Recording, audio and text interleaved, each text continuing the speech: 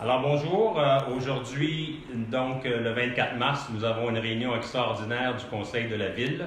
Comme vous pouvez voir derrière moi, la réunion se tient en présence de tous les conseillers, mais bien entendu par différents moyens, tels qui a été autorisé par le ministère des Affaires municipales et de l'Habitation. Alors, juste pour m'assurer, vous avez ici M. Éric Corbeil, qui est le conseiller du district numéro 3. Vous avez ensuite M. Marcel Deschamps, du district numéro 5. Vous avez M. Allard du district numéro 7, M. Hainaut du district numéro 2. Vous avez M. Leborgne du district numéro 8. Vous avez M. Doyle du district numéro 1. Vous avez Mme Lucie Laberge du district numéro 4. Et vous avez M. Mike Gendron du district numéro 6. Alors donc, puisque c'est une réunion extraordinaire, l'ordre du jour a déjà été envoyé par les moyens qui nous sont permis par la loi à chacun des conseillers. C'est un ordre du jour qui est un peu allégé et qui va porter sur les mesures que la Ville de Châteauguay entend prendre afin de faire face à la crise que nous vivons actuellement, la crise du COVID-19, tout en tenant compte que nous sommes aussi impliqués dans une autre crise, la crise de notre problème informatique.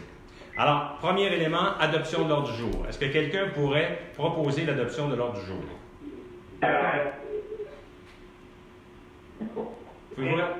Monsieur Hainaut et? Monsieur Leborgne. Hainaut et Leborgne. Premier point, les premiers points, ce sont des avis de motion. Pourquoi des avis de motion? Parce que les points qu'on veut apporter pour faire face à la crise impliquent la modification de certains de nos règlements. Et afin de modifier un règlement, ça doit se faire en deux étapes. Premièrement, par un avis de motion, suivi d'une autre réunion qui va avoir lieu dans peut-être quelque chose comme 24 ou 48 heures, où là, il va y avoir le vote sur l'avis de motion tel qu'il a été déposé aujourd'hui. Alors, le premier point, c'est un avis de motion du règlement G017-17 en matière de délégation, de contrôle et de suivi budgétaire. Qu'est-ce que ça veut dire? Ça veut dire que la délégation que le conseil de ville a donnée aux différents fonctionnaires pour que ces derniers puissent faire des dépenses est limitée à 5 000 $ pour des cadres et à 25 000 $ pour la directrice générale et le trésorier. Aujourd'hui, c'est pas aujourd'hui, mais il y a une nouvelle loi sur les gouvernements de proximité qui a été promulguée par le gouvernement du Québec il y a de ça 2 ans. Et cette nouvelle loi-là permet aux villes de donner des délégations qui maintenant vont jusqu'à 100 000 $. Alors, ce que le Conseil veut faire, c'est d'autoriser la directrice générale et le trésorier à être en mesure de pouvoir dépenser jusqu'à 100 000 $, mais sur des matières qui ont été dirigées par le Conseil de ville. Et cette dépense-là, jusqu'à 100 000 $, ce n'est pas de gré à gré, mais c'est sur appel de différents fournisseurs. Il peut y avoir un minimum de 2 fournisseurs qui vont être élevés. Donc, on ne donne aucune latitude particulière à la directrice générale, sauf le fait qu'il va être maintenant plus efficace et plus rapide que de faire des résolutions du Conseil de ville pour pouvoir autoriser des dépenses jusqu'à cette ampleur-là. C'est proposé par? Gendron. C'est déposé donc par M. Gendron.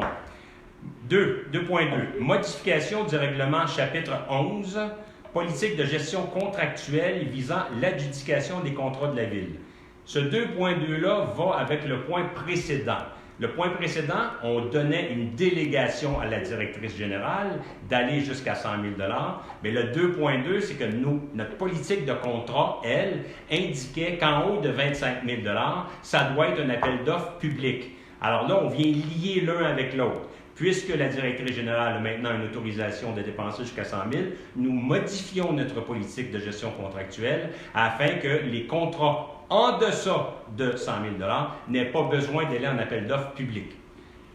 Ça serait déposé par? Par M. Corbeil.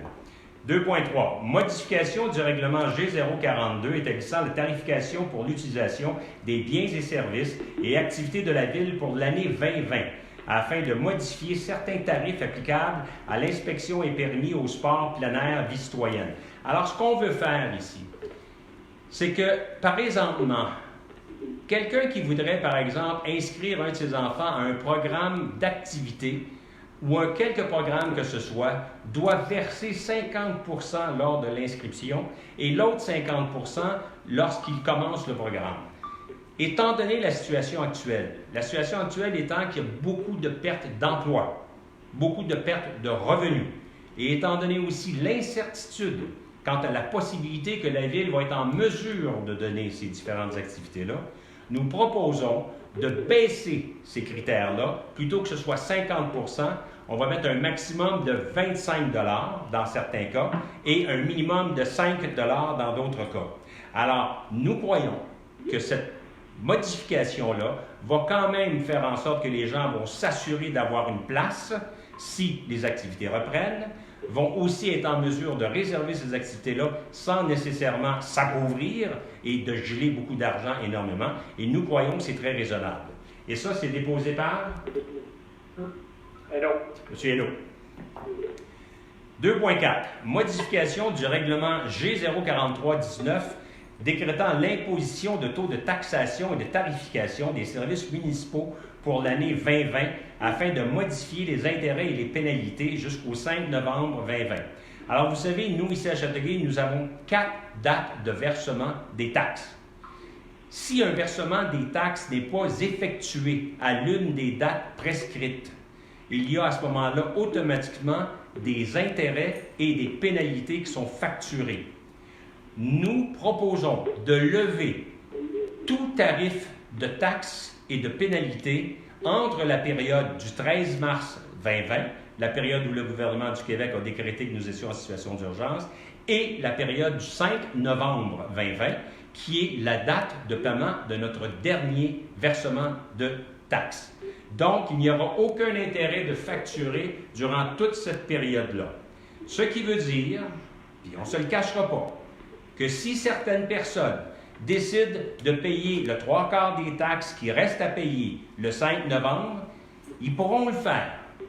Ils n'auront pas d'intérêt ni de pénalité. Mais sachez que s'ils le font, en n'étant pas nécessairement obligés de le faire, ils vont quand même appauvrir la municipalité au complet. La municipalité va avoir beaucoup moins de liquidités, va devoir emprunter, va augmenter sa marge de crédit et va faire en sorte qu'on va payer des intérêts. Ce que j'essaie de vous dire, c'est ceux et celles qui continuaient de travailler et qui n'avaient pas perdu de revenus.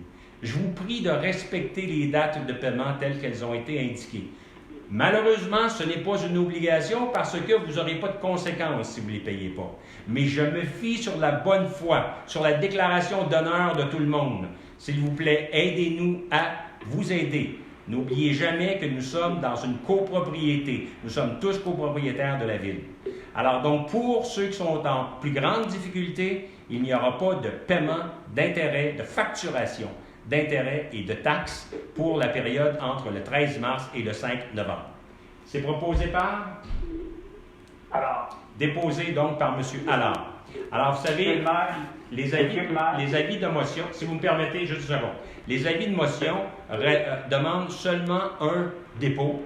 C'est pour ça d'ailleurs qu'il n'y a pas un proposeur et un secondaire. Oui, M. Deschamps. Je pense de mémoire que dès qu'un citoyen est en dépôt de payer, sur le deuxième, mais il n'a plus droit au troisième et au quatrième et le montant au complet est dû. Je ne sais pas si ça a été changé, mais c'est comme ça. Donc, ceux qui ne paieront pas au deuxième, pratiquement, ils n'ont plus droit au troisième et au quatrième. Ben, de toute façon, ils paieront l'intérêt. OK. Non, M. Deschamps, on a prévu cette situation-là et c'est exactement ce que j'ai dit tout à l'heure. Il est possible que des gens puissent se servir de ça pour payer seulement un versement. J'espère que ceux qui vont le faire vont être ceux qui sont dans le besoin réel et non pas juste en profiter pour en profiter parce que ça va appauvrir la ville. Maintenant. Ce que je voulais dire, M. le maire, c'est de regarder, à planir ce règlement-là, dit que dès que c'est encore un, c'est dû pour les deux autres, l'intérêt, c'est pour un troisième et un quatrième versement. Alors là, ça serait peut-être problématique pour certains. Non, ça ne sera pas problématique du tout, puisqu'il n'y aura aucun intérêt ni aucune pénalité. C'est ce que je veux vous dire. Donc, maintenant, 3.1. Prolongement des mesures d'urgence en lien avec le piratage informatique. Alors donc, nous avons déclaré une mesure d'urgence. Une mesure d'urgence, ça vaut 5 jours, lorsqu'on a eu justement notre attaque informatique, afin que pendant ces 5 journées-là, la directrice générale et le maire, les deux ensemble, puissent autoriser des dépenses visant le rétablissement dans les plus brefs délais de notre système informatique, autoriser des dépenses en autant qu'elles sont faites dans les deux cas par la directrice générale et le maire en même temps. Nous voulons avoir 5 jours supplémentaires parce qu'il nous reste d'autres dépenses à effectuer, entre autres par rapport à l'achat de certains matériaux. Proposé par Alors, M. Allard et appuyé par M. Hainaut. Autorisation d'appel d'offres sur invitation concernant la fourniture de services professionnels pour la réalisation d'éléments de design signalétique et d'affichage. C'est un grand mot, tout simplement pour dire qu'on profite de l'Assemblée extraordinaire d'aujourd'hui afin d'autoriser le service des services d'appel d'offres de la Ville à aller en appel d'offres afin de pouvoir recevoir des propositions sur la signalétique, c'est-à-dire l'établissement de signes particuliers à la Ville de Châteauguay qu'on va retrouver à l'entrée, aux diverses entrées des villes, pour avoir aussi une signalétique qui va être moderne, c'est-à-dire une signalétique qui va être de façon numérique et qui va nous permettre de communiquer avec les gens. Donc, on se sert de la réunion d'aujourd'hui pour avancer dans ce dossier-là.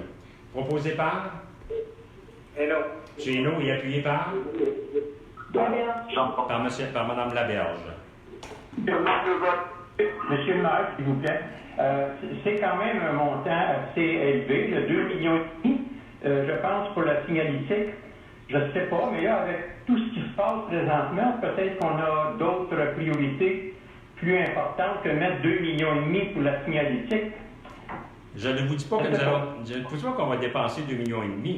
Je veux que nous ayons des professionnels pour nous suggérer une signalétique. Le 2,5 millions, ça va être pour l'établissement de la signalétique. On n'en est pas là. Ouais, mais, non, mais je comprends. Mais c'est quand même 2,5 millions, là. Été évalué à 2,5 millions. Est-ce que c'est une priorité présentement avec tout ce qu'on connaît à la Ville? C'est loin d'être une priorité. Aujourd'hui, on n'est pas à la dépense de 2,5 millions. Aujourd'hui, nous voulons avoir des services professionnels pour nous alimenter dans la réflexion de ce qu'on va prendre. Monsieur Labarre? Je parlais pour le futur. Quand ça va être le temps d'investir 2,5 millions dans la signalétique, il faudrait se poser la question, est-ce que c'est si important ou est-ce qu'on pourrait mettre ce 2,5 millions là ailleurs? Je ne sais pas, je pose la question. Monsieur Labarre? Je demande simplement le vote. M. Labarre, vous demandez le vote sur cette proposition-là. Parfait. M. Corbeil? Pour. M. Deschamps? Pour. M. Doyle? Pour. M. Hainaut? Pour, et surtout si on l'aurait en ce moment, on aurait pu communiquer avec les gens avec des messages, ces écrans-là. Donc, ça compte. Absolument. Ouais. M. Allard? Pour. M. Gendron? Puis je suis en même ligne que Marcel, on verra dans quelques mois si y a une grande priorité à la ville. Mme Laberge? M. Leborgne? Je n'ai pas compris le commentaire de M. M. Leborgne est contre? Parfait. Alors, vous avez pris en note, M. le greffier? Excellent. Vous avez d'autres questions? J'ai pas compris le commentaire de Michel. Le commentaire de Michel Hainaut était à l'effet que si nous avions déjà eu les messages numériques qui nous auraient permis de communiquer avec nos citoyens, nous aurions été en meilleure position pour pouvoir les échanger avec eux pour savoir qu'est-ce qui se passe. On ne parle pas de la même chose, là. Le design signalétique, c'est pour les enseignes de rue et les enseignes de ville, c'est pour ça. C'est tout ensemble, M. Deschamps. Tout ensemble. Parfait. Question? J'ai M. Michel Thibault du journal Le Soleil qui est avec nous ici. Si M. Thibault a des questions, on va lui laisser la priorité. Et ensuite, il y a eu des questions qui ont été posées aussi par voie d'Internet. D'accord. Je voulais savoir, il y a plusieurs municipalités qui ont adopté là, des mesures spéciales en ce temps de guerre, disons-le. Et je présume, je soupçonne qu'ici, avec les problèmes informatiques, là, ça peut avoir peut-être entravé, mis des bâtons dans les roues. Je me demandais, est-ce que vous avez, par exemple, au niveau du soutien aux citoyens? Je sais qu'il y a un conseiller municipal là, qui a lancé l'idée, qui offre d'aller faire l'épicerie avec des bénévoles pour les gens âgés de 70 ans et plus, on sait que selon le recensement 2016, donc ça fait déjà 5 ans, il y avait plus de 8000 personnes à Châteauguay qui étaient âgées de 65 ans et plus. Ces gens-là ont vieilli. Donc, est-ce qu'il y a des mesures, est-ce qu'il y a du soutien que la Ville entend mettre en œuvre? Il y a d'autres villes alentours là, qui ont prévu, je ne sais pas, la livraison de repas, que sais-je encore. Voilà. Nous, le soutien qu'on va faire, c'est qu'on a déjà avisé la majorité de nos organismes communautaires qu'on était là pour la nature des services qu'ils offrent afin de pouvoir être là. Mais la plus belle mesure de soutien, je vous l'annonce tout de suite, à notre réunion de jeudi prochain à 1h30, il va y avoir une proposition d'imputer 100 000 $ de notre surplus afin de faire face à la désolation, faire face à la détresse, faire face au désarroi que les gens peuvent vivre. Je ne veux pas dire qu'on va donner de l'argent, mais on va se mettre en mesure de pouvoir aider ces gens-là. Si, par exemple, les gens avaient besoin de musique, on enverra de la musique. S'ils ont besoin des livres, on va commencer par consacrer une somme d'argent pour qu'on puisse canaliser nos efforts en ayant aussi les moyens de le faire. Et ça va être voté à notre réunion extraordinaire de jeudi prochain. Donc, il va y avoir imputation d'une somme qui, j'espère, va atteindre 100 000 $ pour le désarroi et la désolation de ces choses-là. Autre chose aussi, les conseillers municipaux et le maire ont commencé à faire des discussions ensemble afin que nous, personnellement, puissions créer un pot dans lequel on essaie d'obtenir une somme qui va varier entre 18 et 20 000 $ pour qu'on puisse aider des organismes qui peuvent avoir des besoins urgents. Et il est certain aussi qu'en mesure des capacités qu'on a, on va définitivement être là, que ce soit pour apporter du support avec nos voitures, que ce soit pour apporter du support au téléphone, à toutes ces choses-là. Oui, on est là. Malheureusement, on a eu un problème au niveau de la structure informatique. Je dois vous dire d'ailleurs que dans le cadre des fermetures qui ont été décrétées hier par le premier ministre, nous allons conserver quelqu'un ici pour répondre au téléphone. Le 698-3000 va toujours être disponible aux citoyens de la Ville pendant les heures de travail. Nous allons aussi conserver quelqu'un au service des travaux publics pour répondre au téléphone. Donc, les citoyens vont pouvoir se référer à leur gouvernement le plus proche, c'est-à-dire à leur municipalité. C'est sûr qu'on va tout faire pour éviter le désarroi, éviter la désolation, parce que ça nourrit la violence. Ça nourrit la violence au niveau des jeunes, de la DPJ, au niveau de la violence conjugale, c'est ça. Il faut s'assurer d'éviter ça le plus possible. Il y a certaines municipalités, certains services de police là, qui sont en état d'urgence parce qu'on sait que les citoyens ne collaborent pas tous là, ils ne respectent pas tous les consignes. Je me demandais du côté de la police de Châteauguay, est-ce que vous savez le type d'intervention? Je sais que le mot d'ordre, ce n'est pas de donner des contraventions comme ça se voit en Europe, mais est-ce que vous avez des préoccupations par rapport à ça? Est-ce qu'il y a des interventions particulières là, qui vont être faites ou qui sont faites? Oui, il y a des interventions particulières qui se sont faites hier, entre autres. À tous les jours, nous avons ici une rencontre avec tous les directeurs et nous avons été informés que le service de police est allé dans certains établissements afin de dire aux gens de se distancier et que ce soit même à l'intérieur, mais aussi à l'extérieur. Parce qu'il y a même beaucoup d'établissements qui détiennent. Et c'est sûr que nos policiers vont préserver cette distanciation sociale-là. Il faut arriver à l'objectif commun. Hein. Ce n'est pas notre objectif à nous dans notre village de Châteauguay. C'est l'objectif de la province de Québec et du Canada et du monde entier. Alors, on va y participer du mieux qu'on peut. On sait que parmi les services essentiels, il y a les pompiers, il y a la caserne d'incendie. Et j'imagine qu'il y a des mesures particulières là, qui sont en place, nettoyage, etc., etc. Et j'imagine aussi que pour ces secouristes, c'est important là, qu'on respecte les règles parce que eux, ils reviennent à la caserne. Par exemple, moi, si j'ai un accident puis c'est difficile de me sortir de ma voiture là, sans me toucher. Là. Fait que si je suis infecté, puis après ça, le pompier s'en va à la caserne, puis si son épouse est infirmière, ça peut faire du chemin vite, là. Oui, mais on a quand même une mesure de protection, c'est-à-dire qu'il y a les masques, il y a les gants et ces choses-là, et il y a des facteurs de nettoyage. Nous avons équipé notre service de police avec ça, et nos pompiers aussi. Mais nos pompiers, eux, ils ont ce qu'on appelle le bunker, leur habillement, ça va très bien. Mais ne vous en faites pas, ça a toujours été notre priorité. C'est d'ailleurs notre priorité, même au niveau des services qu'on donnait ici, là. On s'assurait que les gens soient assez loin, parce que quelqu'un qui tombe malade va contaminer tout le bâtiment complet, c'est sûr et certain. Madame, est-ce que vous avez des questions de la part des citoyens? Oui, 2 questions. La première de M. Kyriaki Persopoulos au 111 rue Vivaldi, qui demande s'il ne serait pas mieux de simplement suspendre les paiements dus et d'aviser les propriétaires qu'il n'y aurait pas de compte de taxes à payer avant septembre et donner ainsi depuis septembre 1 an pour payer sans intérêt au lieu de juste attendre en novembre. Ce que je comprends de votre question, c'est que la recommandation qui vous est faite, c'est de donner 1 an à partir de septembre. Parce que le restant de la suspension, là, ça a déjà été, l'avis de motion le couvre déjà. L'avis de motion couvre présentement jusqu'en novembre. L'individu, lui, voudrait avoir de septembre à septembre. Présentement, ce n'est pas dans les cartons de la Ville. Vous allez comprendre que suspendre des paiements d'intérêt ou des paiements de taxes, la Ville n'en imprime pas de l'argent.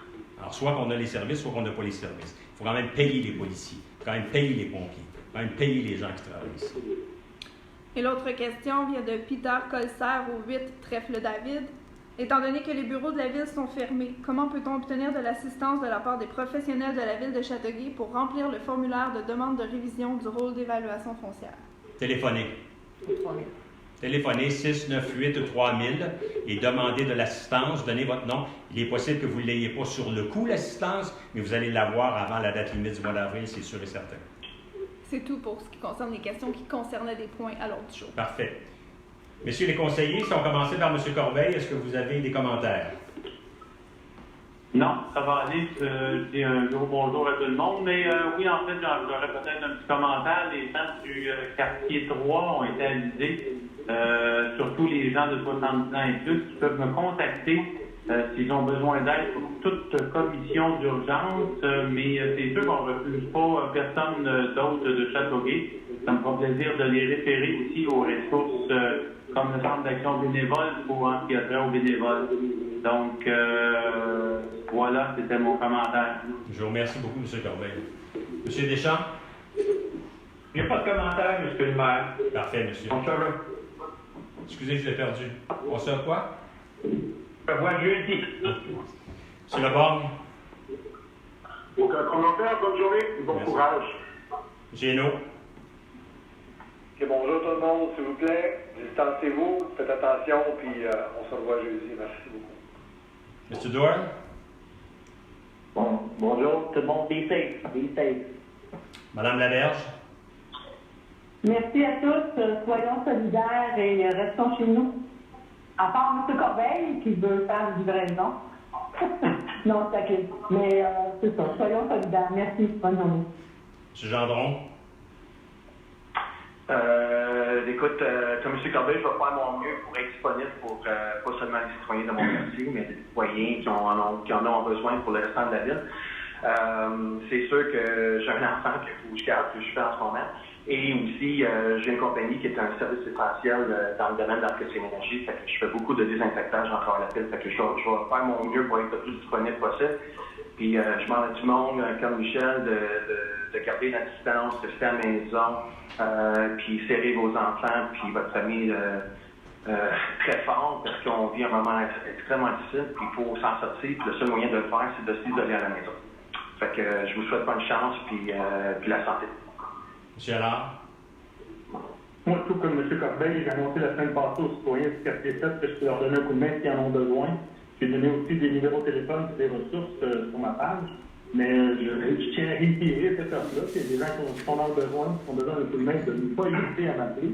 Et je veux juste rappeler aux gens de faire attention. La distanciation, c'est important. J'ai vu dans plusieurs commerces, il y en a qui prennent ça trop à la légère. Pour protéger les employés qui sont là pour, entre autres, l'informatique, les épiceries, il y a beaucoup d'employés qui sont là. Il faudrait penser à les protéger les autres aussi en même temps. Et voilà. Merci. Avant de terminer, je veux juste vous dire, vous avez compris qu'il va y avoir une proposition à notre prochaine réunion, qui d'ailleurs va se tenir jeudi prochain à 1h30. Donc, il va y avoir une proposition à l'effet que la Ville accepte d'utiliser 100 000 $ de son surplus vers la solution de situation de désarroi, de désespoir. Ces solutions-là, ça va être disponible, mais j'aimerais que vous puissiez nous aider à les identifier. Je vais vous donner un exemple qui m'a été donné par quelqu'un, justement, samedi dernier.